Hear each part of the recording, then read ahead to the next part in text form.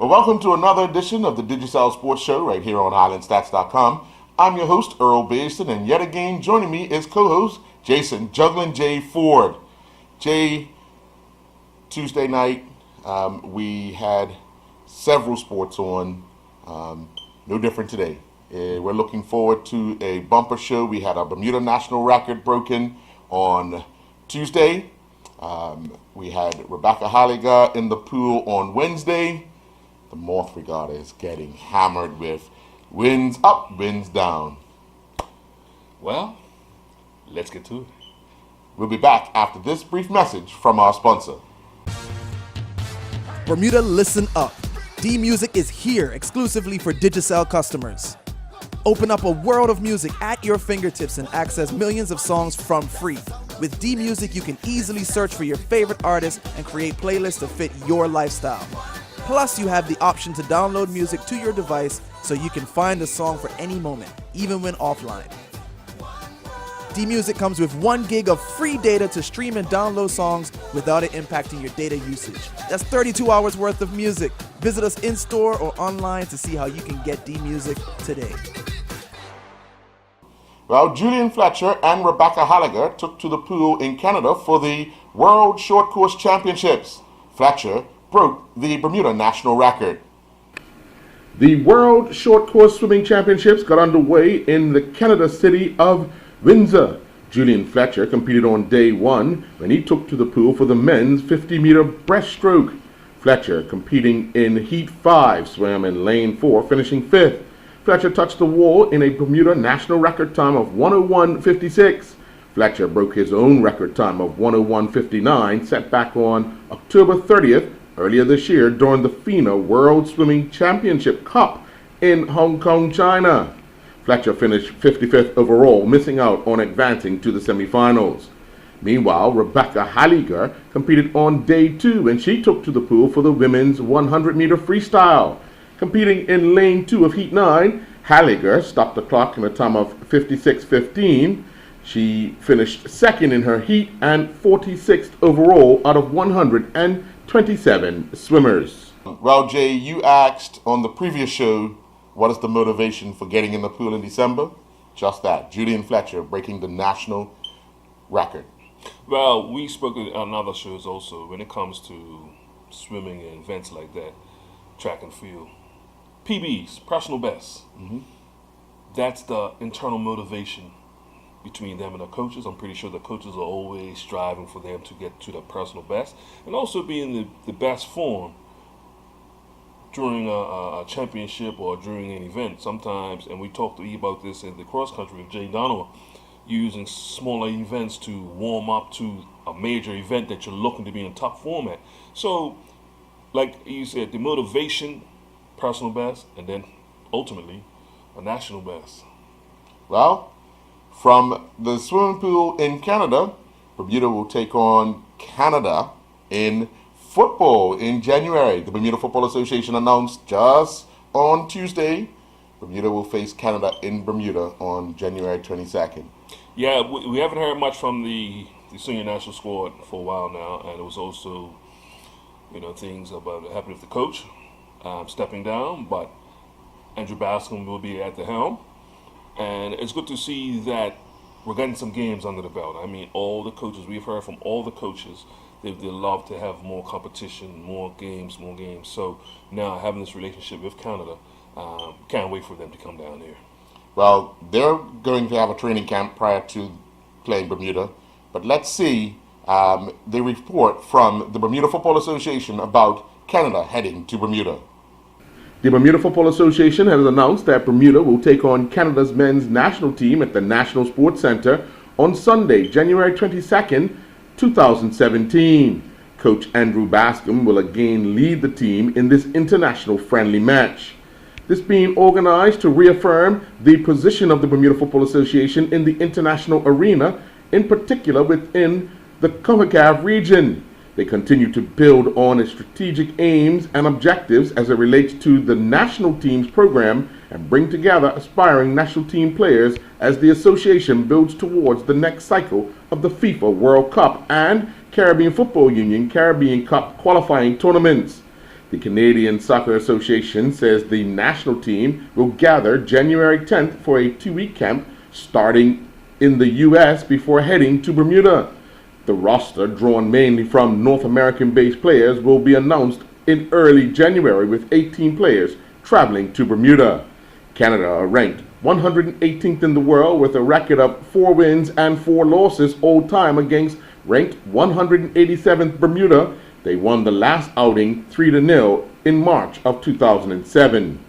Meanwhile, West Ham United announced that promising goalkeeper Nathan Trott has signed his first professional contract to keep him at the club until 2020.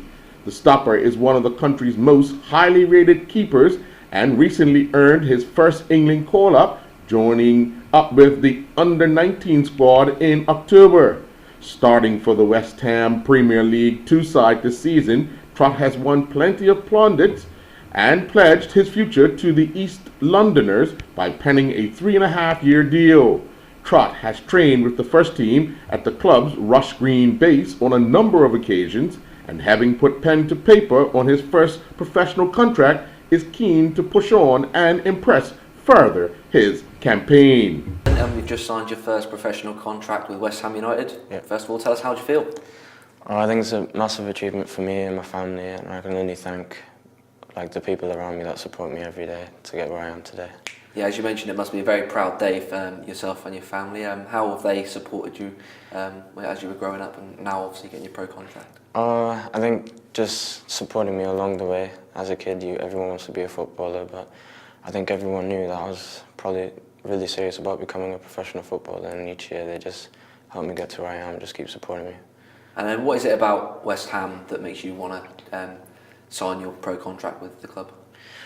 I just want to give myself extra time for me to work and try to prove to fans that I could become a really great player. So I'm just working as hard as I can with the time that I can use, just to prove everyone and the fans. And the club is now playing at the new London Stadium. What would it mean to you to make your Premier League debut there?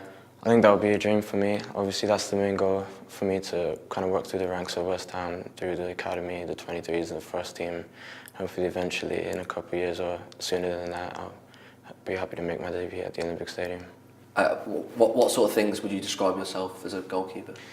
I would describe myself as a goalkeeper who's kind of depends on his reflexes, and probably my footwork as well is probably one of my main attributes to kind of help the team play up from the back, and I think is a massive boost to the team. The club's showing a lot of intent by signing up young players, showing a lot of faith in young players. Is that another factor that made you want to sign? Yeah, that was probably a main factor in me wanting to sign, because your work is obviously it's always seen around the academy, and you'll be given the chance if you deserve it. So yeah.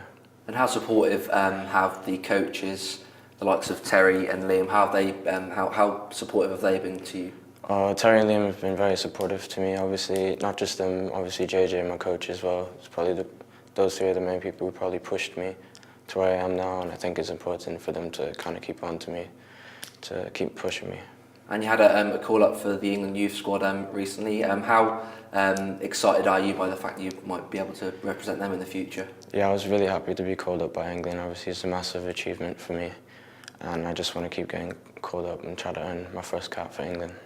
And there's lots of competition at the club at the moment. Obviously, you've got the first team goalkeepers, Adrian, Darren, Raphael, Spiegel. Also, you've got Sam Howes and Riyadh as well in the youth setup, because there's lots of competition here. Is that something that pleases you?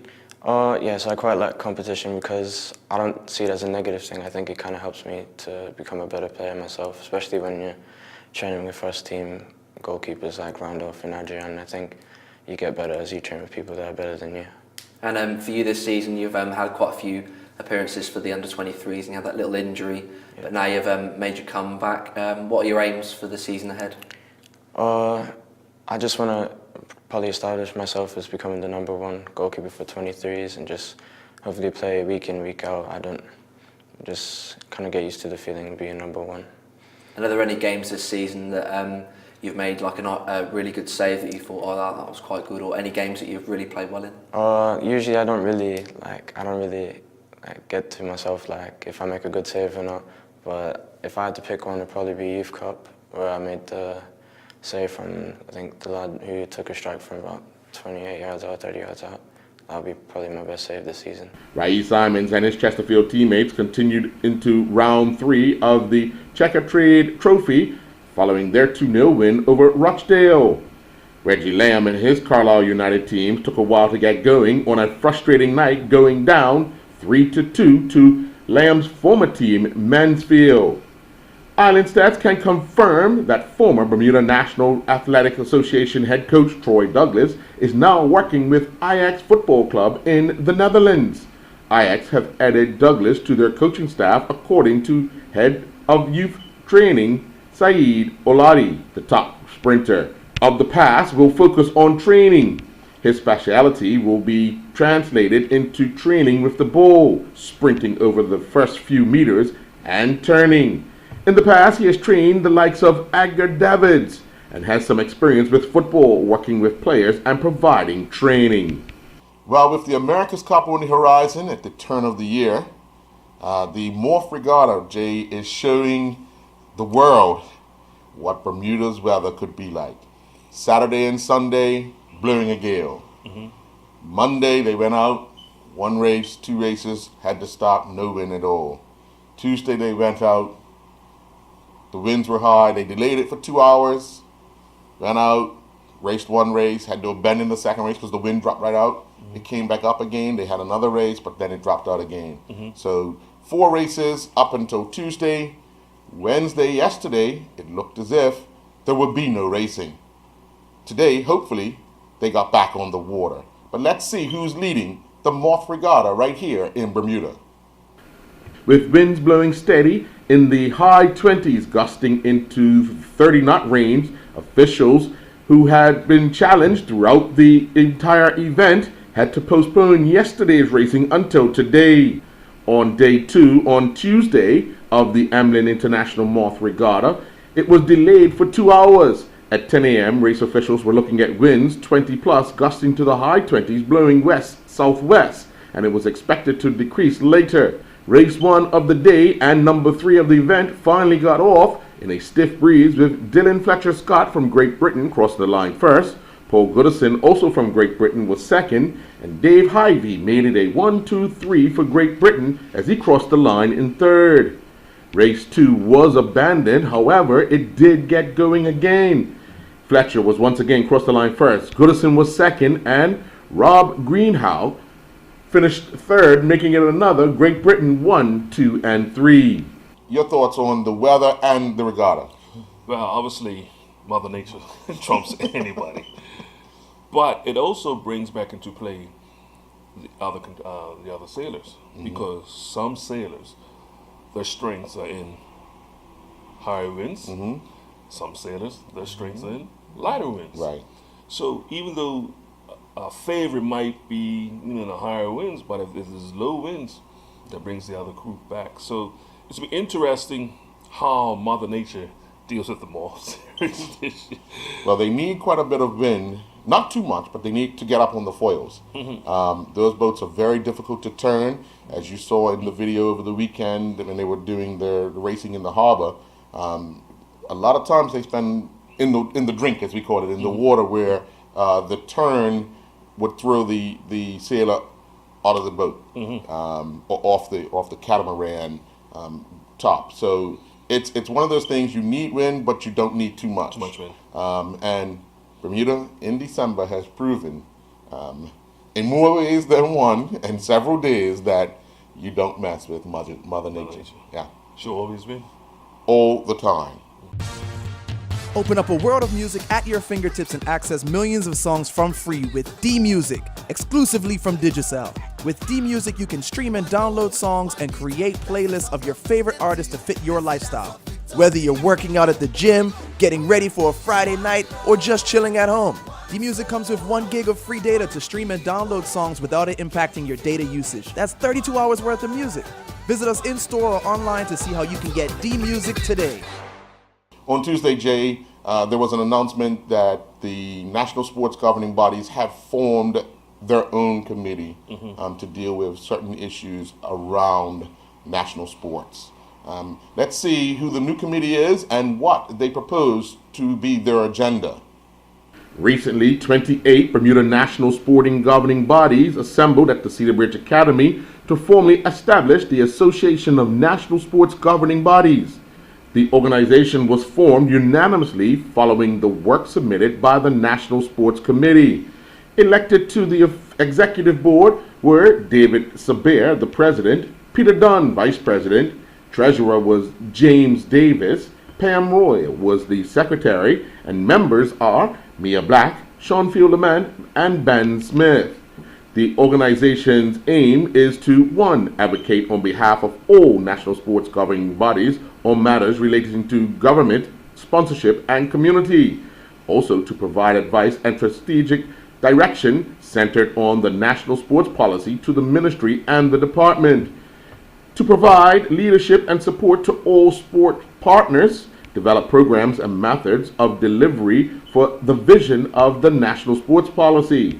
Its also aim is to improve public awareness of sporting activities, consolidate calendars of events, facilitation of resources exchanges between national sports governing bodies, and to develop best practice guidelines for national sports governing bodies and assist in implementing them. Jay, your thoughts on this new committee that has been formed? Well, I probably think it's probably overdue. You hear in many other sports, players' unions, team unions, and things of that nature, very similar to that, where there is a middle ground between the actual club and the government. And now they can share the resources. Some clubs, you see some clubs doing better than others. Now they can share those resources. Right. And then when you go to government now, you can go with one voice, but in strength. And I think that's where a lot of clubs have fell down. We had, especially in the island, a lot of us don't want to be like the next club. Right. Such pride. If you're doing something good at your club, well, I got to do something different. Right. Instead of me figuring out what you're doing good, can you help me build on it? Build on my club, and we have both our clubs now will be doing great. Right. Kenny Thompson talked about it many weeks ago with the clubs around the Catalina area in Spain. How all of them basically looked exactly the same. Right. Right. Have the same programs. Yep, without a doubt. And they got thousands and thousands and thousands of kids and individuals buying into that. So this is a start, and I think this could be on that level for many years to come. Trey Mallory back in the news. Played in a tournament in Florida, lost in the boys 14 singles final, but actually won the doubles final. He's growing up. He's making a name for himself, not only in Bermuda, but outside Bermuda. He'll be representing Bermuda in a tournament beginning December 14th. But your thoughts on young Trey? You've seen him play. Yeah, I've seen him play. I've seen him grow up also. Close with the family, know the father, and obviously good genes coming off his father, Ricky Mallory. Trey is almost destined for this. He's almost destined for this. And to have people like Gavin Manders been in his corner, Sam Mabry many years ago in his corner. Have you seen the work that Sam's doing with the other youngster? Yes. Phillips. You know that he's got the support behind him. It's all about now just executing. And Trey is learning his trade. And we say a lot of times, sometimes you got to get off the island. You need that actual competition. You need that actual atmosphere. You need where the competition, everybody is almost on your same level or maybe a bit higher. Right. And we've been already stated already that he's been punching over his weight for his age limit for a while now. So I can't wait. I mean, I'm when is the next tournament for Trey, because that's how close we're trying to keep our eye on him. Well, let's get the report from the tournament in Florida and what's next for Trey Mallory. Trey Mallory recently competed in the Big Mo International Tennis Championships in Palm Beach, Florida at the PGA National Resort. Players throughout the world compete in this prestigious tennis tournament for bragging rights in each age group. Bermuda's Mallory reached the boys' 14 singles final, going down 6-2, 7-5 to Oscar Hagland from Estonia. On his way to the final, Mallory upset the number 1 seed Nicolas Travet from Norway 6-4, 6-1, and then he defeated the number 3 seed Quinten van Wyk from the Netherlands Antilles in their semi-final. Mallory topped off his performance in the tournament by winning the boys' 14 doubles with partner Nicholas Tvedt from Norway defeating Jakub Okowski from Poland and Juan Sebastian Dominguez from Guatemala 4-6, 6-2, 10-5. Mallory will now represent Bermuda in the upcoming Junior Orange Bowl in Miami, Florida, which gets underway December 14th.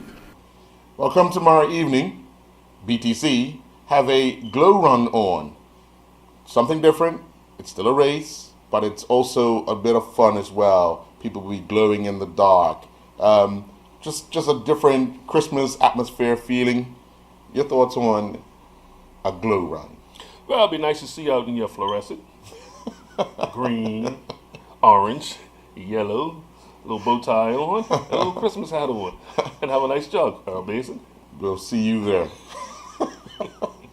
The Bermuda Telephone Company, BTC, is encouraging runners of all levels to take part in the inaugural BTC 5K Glow Run, which takes place tomorrow night. The run is in partnership with BTC-sponsored Beat the Couch, which gets people 5K fit in 10 weeks. The run promises to be a fun, unique, and colorful night as runners set off from St. John's Road, head west along North Shore before returning back onto St. John's Road and finishing at BTC St. John's facility. Meanwhile, Dage Miners and his Franklin Pierce men's track and field 4x400 meter relay teammates have been named Northeast Conference 10 Relay Team of the Week as announced by the conference office. Miners and his teammates pulled out a victory in the event at the Smith Snowflake Invitational. The quartet of freshmen, Taylor Guy, senior Corey Catalo, junior Nicholas Jackless, and Miners, the senior, turned in a time of 3:25.87. Well, we spoke about it earlier, but not only is the sailing being affected by the weather, but the Goodwill tournament is being affected by the weather. They teed off on Monday, beautiful day, sun out, bit windy at Port Royal on the south side, but on Tuesday, Jay, it poured. Conditions were not the best. It was a struggle at both golf courses. Let's see who's leading and what's in store following yesterday's rest day. The 2016 Goodwill Golf Tournament played its second round on Tuesday as U.S. professional Matt Cedar finished his second round Stableford at Tuckers Point Club with an astonishing 21 points, which included 5 birdies on the back 9. He's followed closely by Scott Spence with 20 points. Cedar's two-day total of 37 sees him tied with Matt Pivoy of the Oshawa Golf and Curling Club. The senior professional division is being led by Ted Griffin of Woodland Golf Club with 31 points. The ladies division is being led by Wendy Shackleton of London Hunt and Golf Club with 28 points. Bermuda, listen up. D-Music is here exclusively for Digicel customers. Open up a world of music at your fingertips and access millions of songs from free. With D-Music, you can easily search for your favorite artists and create playlists to fit your lifestyle. Plus, you have the option to download music to your device so you can find a song for any moment, even when offline.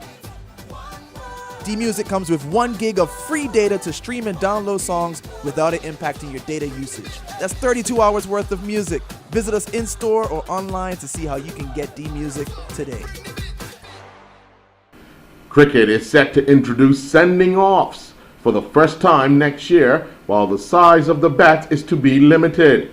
Umpires will be given the power to eject players from a game for serious disciplinary breaches. MCC World Cricket Committee member Ricky Poynting explains that sanctions need to be implemented. We're talking about significant changes to lower level cricket because it's gotten completely out of hand down there. MCC, the Melbourne Cricket Club, remains the guardian of the laws and spirit of the game, and its World Cricket Committee, established in 2006 and comprises of 12 current and former top international players, has been a leading independent voice on the game's major issues. The new law will be implemented at all levels of the game from October 1st, 2017, subject to approval by the MCC's main committee. According to the proposed new law agreed at the World Cricket Committee's meeting in Mumbai, players will be dismissed for threatening an umpire, physical assault on another player, umpire, official, or spectator, any other act of violence on the field of play. Pointing at it, it got to the state where something had to happen to prevent those things from happening on the international stage. The modern player now understands their role in society about being a role model and wants to play the game the right way for younger kids.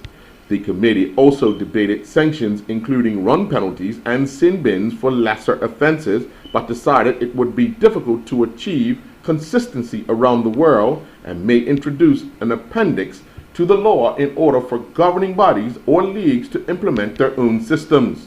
Following much debate in the past few years over bat sizes and a call for restrictions from the International Cricket Council in June, specific size limitations to the edge and depth of the bat will be added to the laws, as the committee believes the balance of the game has tilted too far in the batsman's favor.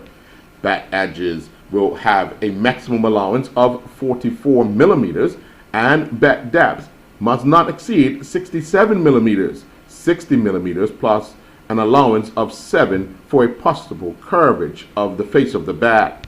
Many of the top players' bat edges of between 38 millimeters and 42 millimeters, but there have been some of the edges that will go up to 50 millimeters, which has felt to be excessive and in need of restriction. While the bat gauge will be used to enforce the new restrictions in the professional game, a moratorium will allow amateur players to continue to use existing bats which may be in the breach of the law.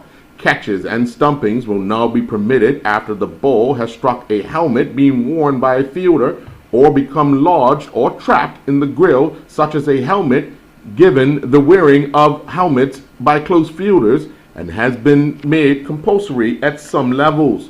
However, a ball striking an unattended helmet behind the wicketkeeper will still earn 5 penalty runs for the batting side. Last week, Thursday, the Bermuda Olympic Association held their annual general meeting where elections were up. Everybody that was in office had to come out of office and they were voted on. They changed a bit of the rules, but Judy Simons was re-elected for a third term as president.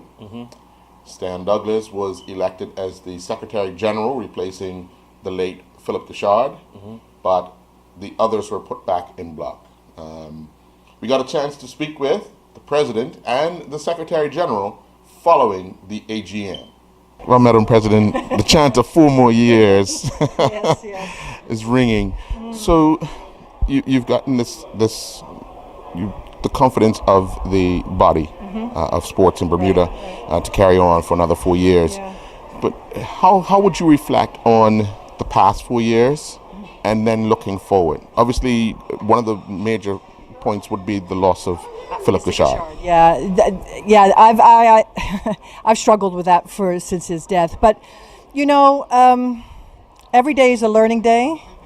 Every day is a fishing day, but not necessarily a catching day. Information, transparency is very important, and it's a two-way street. You know, we put information out there, NSGBs have got to respond to it. Our goal is to get athletes onto a podium in any one of the 4 festivals that we participate in. I can honestly tell you now that in the 2017-2020 quadrennial, there's going to be money available to get these athletes on their journey to success. I'm also working on a junior elite athlete program, talking to a particular company right now who looks like they're very committed to the idea, and it's just a question of the dollar value which we've asked for, whether they can come through it. Also, our partner, Bermuda Commercial Bank, really is about the next generation and how we can work to educate youth about a healthy lifestyle, what it takes to become an Olympian. I've just been talking with Patrick Singleton in the World Olympian Association, how we can work better together to get Olympians to give back to the Bermuda Olympic Association, insisting getting these athletes going forward. So it's all about education now, and educating the youth of what is available to them, and trying to ensure that they can take that path along with what we're trying to achieve. Without a doubt, when you first took over, because this is your 3rd term, that's correct. Right? Information, as far as the IOC giving out information, you have all these different bodies now. Yes. information's flooding out. Yeah. How much involvement do you see the Bermuda Olympic Association in making sure that the national sports governing bodies are aware of the information and then can work on it? Yeah, that's a good question, and the answer is we're going to have to hire a CEO. There's just no two ways about it. I need a point guard. And I also need a funding officer with reference to get the information out and process it and get it to the IOC. As you know, the Olympic Association is made up of volunteers, and that's not a volunteer job. That is a full-time job. So we've pretty much put some job descriptions together. We're just fine-tuning what the potential salaries can be. Hopefully in the first quarter we will have that solidified. But that is one of our number one goals, is to get a CEO on board to work with the board to get the message out to all NSGBs. Well, congratulations in another 4 years. Now, during the election, there was obviously Mr. Kishad's position up. Who was elected to that position? Yeah, I'm more than happy to give you the executive board, Earl. Of course, I'm president. Vice president is Brenda Dale. Secretary General is Mr. Stanley Douglas. Treasurer is Carlos Lee. And our members are Patty Petty, Couture Horton Parent Chief, Craig Brown, and David Subert. The one thing that's different this time is that so that we can ensure that there is continuity, 4 members of the executive board were voted in for 4 years, and 2 members were voted in for 2 years, so that there is a rotation of continuity should anything happen, which we've been through, that we can ensure that the process is clear and straightforward. Which 2 were the 2 years? The 2 years are Brenda Dale and Stanley Douglas, and then David Subert and Craig Brown. The others are all 4 years. All right, well, congratulations. Thank you so much. First of all, congratulations, Mr. Stan Douglas, the new General Secretary of the Bermuda Olympic Association. Big shoes to fill. Thank you very much. Absolutely. One of the things, though, is the previous Secretary General and I work closely together on some issues. Of course, there's going to be some new driving forces that I will have to get up to speed on almost immediately. However, I think that we have a good team within the BOA, and each person has found a way to capitalize on their skills within the organization. So as we grow, that will be the task for all of us. There's a lot of people on the outside that look at the Secretary General's position as one of, how would I say it, not of importance. Obviously, I know it's something different, but what are going to be your challenges of filling this position for this 2-year period, because your position's up in 2 years? Well, in this 2-year period, what we're going to attempt to do is cover all of the areas and all of the sports with information. One of the things with the Secretary General's post is it is the key post for information, and along with that, it will be driving programs with other members of the executive to ensure that we're assisting the what we call the NSGBs, the National Sports Governing Bodies, in achieving their goals. Of course, that's always a challenge because, like myself, we're all volunteers. However, I've been blessed with an employer that allows me a few hours a day to give back, because, of course, the company I work for believes in community work, and they have graciously, for example, given me time to go to Rio, where we met with a lot of the people that we'll be working with in the future. So I think that we're on the road. There are going to be challenges. I'm going to be constantly pulling up my socks and trying to ensure that I get the things done that I envision are important for not just for the Olympic movement, but for Bermuda as a whole, because I think the Olympic movement has in its criteria many other interesting things that we can do Some of it is an outreach program to young people, letting them know how important sport can be in their life and the discipline that comes with sport and the opportunities that the BOA and government are providing with financing for their future goals. Well, congratulations and season's greetings. Thank you very much, sir. Open up a world of music at your fingertips and access millions of songs from free with D-Music, exclusively from Digicel. With D-Music, you can stream and download songs and create playlists of your favorite artists to fit your lifestyle. Whether you're working out at the gym, getting ready for a Friday night, or just chilling at home, D-Music comes with 1 gig of free data to stream and download songs without it impacting your data usage. That's 32 hours worth of music. Visit us in-store or online to see how you can get D-Music today. Jason, the Bermuda under-20 national team are venturing into uncharted waters, as we've said before. Looking at teams like Trinidad, who have publicly said they made history in 2009 when they qualified for the under-20 World Cup, something that they didn't think they were able to do, but they done it with a huge population of people and a huge pick of pool players for their team. Bermuda have a limited amount. Again, challenges facing us with players off island, just various other issues going on. But as proud as we are, Bermudians, we have to give this team some support. Most definitely. I think we as a country, we have to get behind these young guys. I mean, there's going to be many challenges. I've heard Coach Lightbourne speak about the length of the tournament to have enough of the players that he wants available.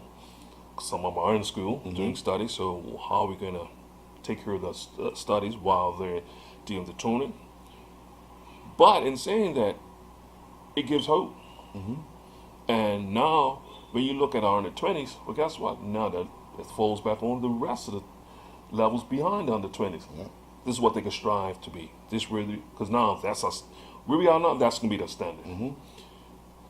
Listen to him talk about one of the teams. We told about Trinidad that we beat in the last tournament, even though they've got some of the same challenges that we have. A lot of their players are overseas at school and university, so they're looking to bring some players back in. But who knows? They might not be able to get the players they want also because of the school scheduling. So in saying all of that, it's a different format this time around.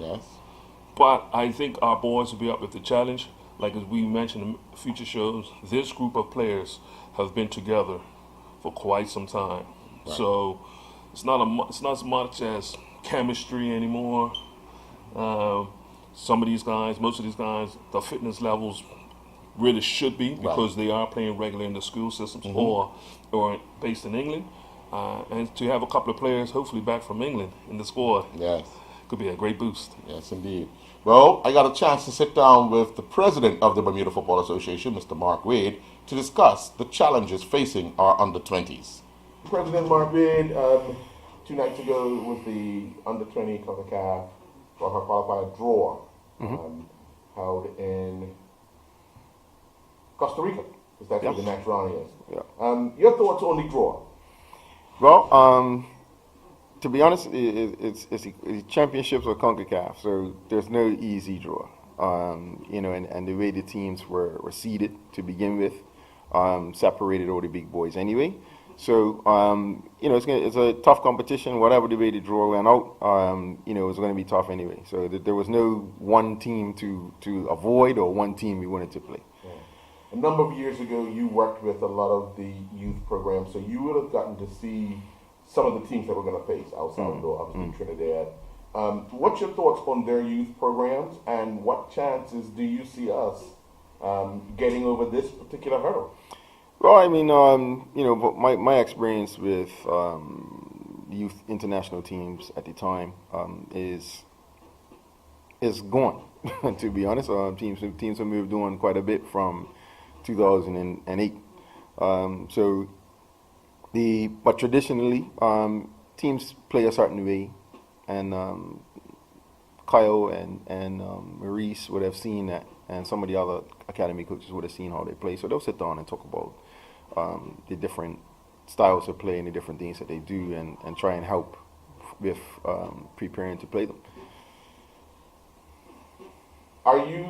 What is the challenges facing the Bermuda Football Association in making sure that this team is highly prepared come February?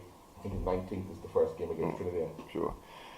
Yeah, I've been saying it for so long now, it just rolls off my tongue. The challenge is having so many players off island, and being able to get them away from their clubs and colleges and perhaps schools. It's difficult.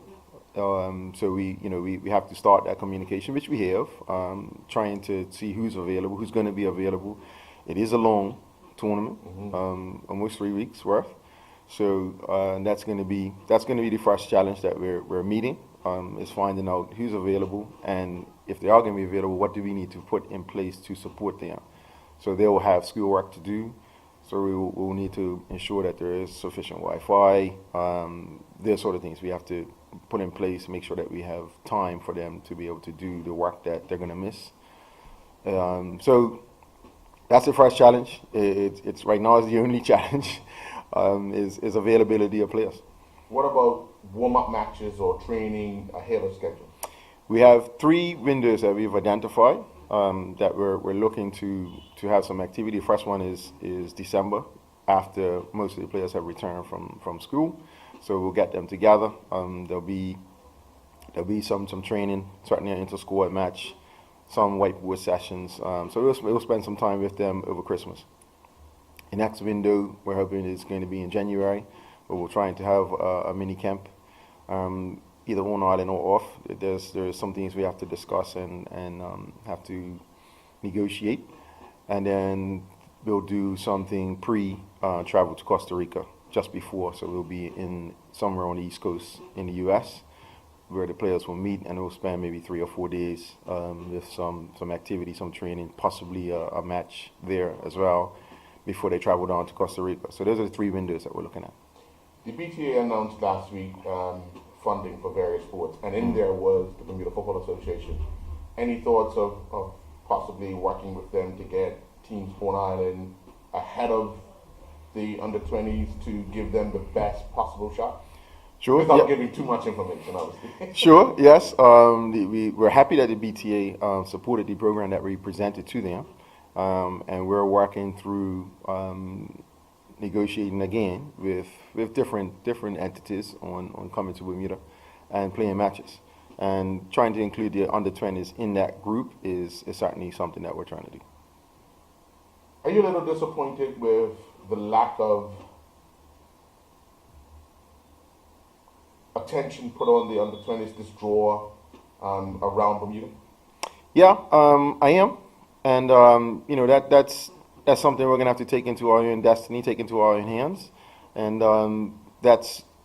I've been speaking to our marketing committee chairman already about what is it that we can do. And that's definitely a disappointment of mine, that we don't seem to highlight the successes of our young people, sports in general, and yes, I'm the president of the Bermuda Football Association, so yes, we don't celebrate our successes in football either.